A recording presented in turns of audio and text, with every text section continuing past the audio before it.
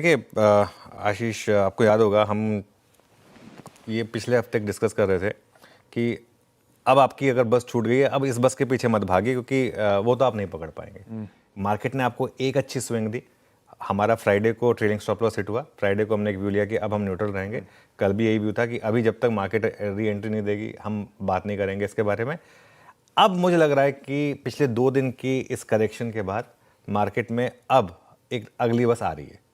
मतलब आप होता ना, मैं जैसे कॉलेज के लिए जब बस स्टॉप पे खड़ा होता था, बस की वेट कर रहा होता था, तो वो सिग्नल पे दिखाई दे रहा था कि वो बस खड़ी है। अपनी 861 नंबर की बस जो होती थी वो अब धीरे धीरे अपनी तरफ आ रही है।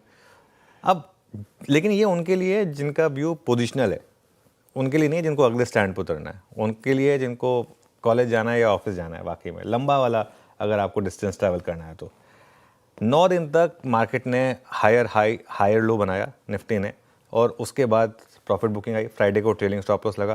और उसका बेस्ट एग्जांपल है 2 दिनों से अब निफ्टी जो है वो लोअर हाई और लोअर लो लगा रहा है। अब देखिए, इसमें कई लोगों की अप्रोच ये भी हो सकती है कि जब तक ये है तब तक मैं शॉर्ट क्यों ना रहा हूँ पोजिशनली।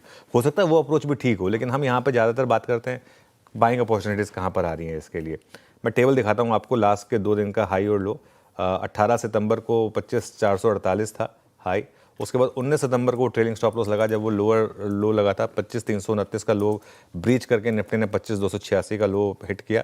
और कल एक और कंफर्मेशन मिला, कल 100 पॉइंट से आशीष लोअर हाई लगा और करीब करीब 130 पॉइंट से लोअर लो लगा। तो इन दैट सेंस कल का सेशन खराब था। तो एक रिस्क आज भी रहेगा कि आज आप फिर से देखिए, लोअर हाई के तो बहुत ज़्यादा चांसेस है क्योंकि कल के हाई से तो हम काफ़ी नीचे हैं। तो लोअर हाई और लोअर लो लगाने का एक और रिस्क रहेगा। लेकिन जो व्यू मैं ले रहा हूँ, मैं बार बार रिपीट कर रहा हूँ, मैं इंट्राडे की स्ट्रैटेजी अलग से डिस्कस करूँगा। जो व्यू मैं ले रहा हूँ वो पोजिशनली है। पोजिशनली अभी भी बाजार कमज़ोर नहीं हुआ है।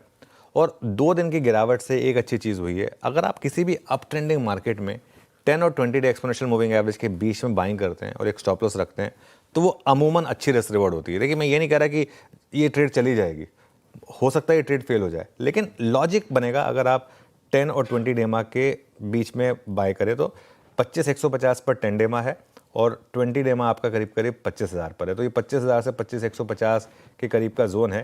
जैसे मैं कह रहा हूँ, अमूमन अगर आपने 10 और 20 डेमा के बीच में बाइंग की है अप ट्रेंडिंग मार्केट में तो उसमें प्रॉफिट होता है आपको। 25,050 से 25,200 ये एक जोन होगा जिसमें आप थोड़ा सा अपना पोजीशन जोड़ें। और करीब करीब 24,800 चाहे तो उसको थोड़ा सा, और अगर कंजर्वेटिव रहना तो 24,900 ऐसा एक स्टॉप लॉस रखें। अगेन सिर्फ अग्रेसिव ट्रेडर्स के लिए और पोजिशनल ट्रेडर्स के लिए व्यू है। बाकी कुछ देर में हम डिटेल में निफ्टी की स्ट्रैटेजी डिस्कस करेंगे। यस, सब उतरेंगे।